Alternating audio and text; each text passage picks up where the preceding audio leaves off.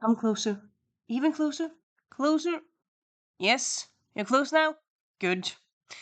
You need to stop this video right now. Oh, not right now. Need to stop it now. Write down the title, the offer, and then get it order it from your local library. Find if your local library has it. See if your audiobook has it, or if your local bookstore has it. Because this book, as his first two books, is amazing. It's just so good. So I started yesterday. I just read a bit yesterday because I was feeling very coldy. Coldy. Had like, yeah, had like, was down with a cold big time. Still have a bit of a cold, but today feeling better. So I've been sitting here in my couch reading this all day and just loving it. It's either so funny, at times it's so action filled, at other times nice spicy scenes. It's unpredictable. You meet new interesting characters in each book, in this one as well.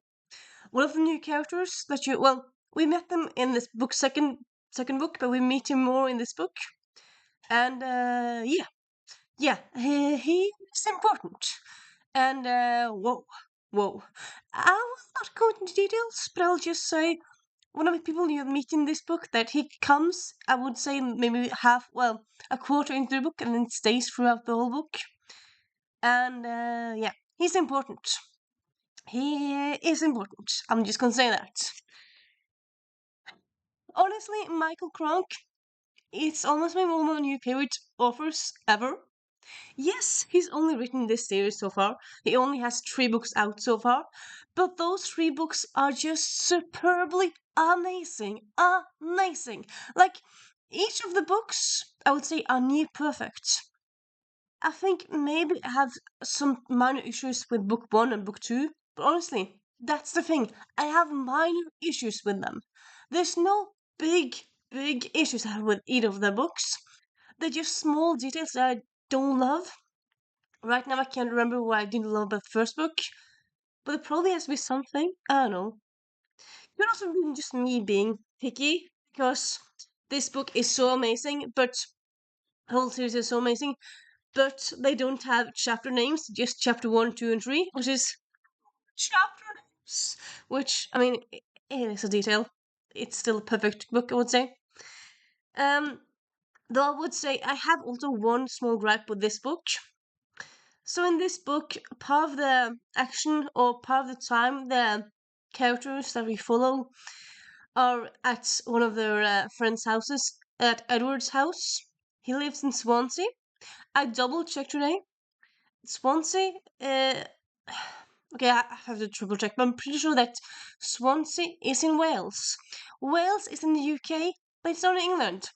Several times in this book they said Swansea, England, which is not a place that exists. I mean, yes, Wales is not an independent country, but it's still a place. It's still. I feel like in my mind, I feel like Wales could be our own country. They just haven't really had. They really haven't had a referendum, and haven't had the same talk as Scotland has had. But like they could, they have their own uh, geographical, they have their own area. They have culture. They have uh, um, a language, which all the things that you need to have be your own country. They just aren't because reasons. So yeah, just kind of annoys when they talk about Swansea, England, which it's not a place. I suppose you could say Bergen, Norway, and Bergen, US, because the US has lots of place names that are similar to other places in Europe, more in places in Europe. So that happens. I mean, our place name could be several places, yes. But I would be more willing to believe it would be Swansea, Australia, than Swansea, Wales, and Swansea, England. It kind of looks like they often wants to, like, it should have said Swansea, the UK, and not Swansea, England. Because Swansea, UK, I think that would be correct. Swansea, England, that's not correct. It's not really. So, sorry, yeah, that's my gripe. But other than that, I'm just going to go back to gushing about this book because it's just so perfect. And like this book, honestly, I feel like this kind of just like what all the books did. It was that it gave you an interesting plot, and an interesting plot, a very captivating plot, interesting characters, world building. Like I didn't really have any complaints. But I feel like this whole series, I would say that things happen, something, and then things happen. You get questions, and then a few chapters later, you get answers, but then you get new questions, which I feel like is kind of how story should be. And then I feel like yes, the big questions are answered, and you kind of feel like, okay, so this is how it ends. But then you see, there's more chapters. What's going to happen now? And then you read on. It's like, oh, this just put a whole nother layer to the story because another plot lines are revealed, or like things that kind of things are going in more elaborate in depth into plot lines, which kind of makes everything more like whoa. So it's not just like this and this happened, but it's this and this happened because of that and that and that, and it's just whoa.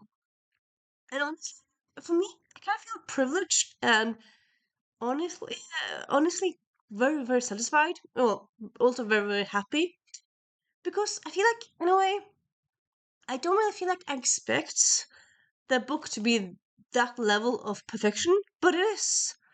I didn't need it to be that perfect, but because of those added layers and stuff, it's just like, wow.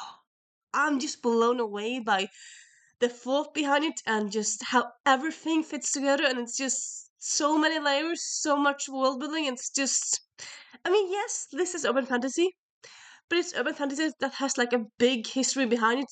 Talk about things happening in the past and whatnot. It's a big world. It's just yes, amazing. And right now, this is the last book we have out. I do know that Michael Cronk is working on book 4 right now, but we don't really have anything information except that he's writing it right at the moment. I think it's said in interviews and whatnot that he might write like 10 books, or sorry, 12 books, I believe. Like he has ideas for lots of books. But right now, there's at least going to be a fourth book. And this book doesn't end on cliffhanger, which I would say neither of the other two books does either. But it still kind of leaves you thinking, like, okay, what's gonna happen now? What's gonna happen next? Also, I would say the last 2 pages in the epilogue is like, whoa.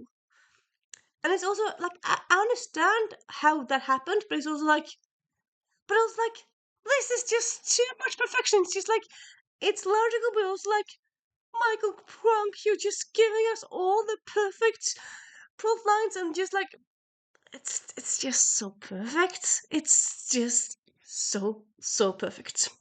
So yeah, if you're in the mood for urban fantasy for adults because it's quite violent at times, also spicy at times, but if you're in the mood for that, check out this series.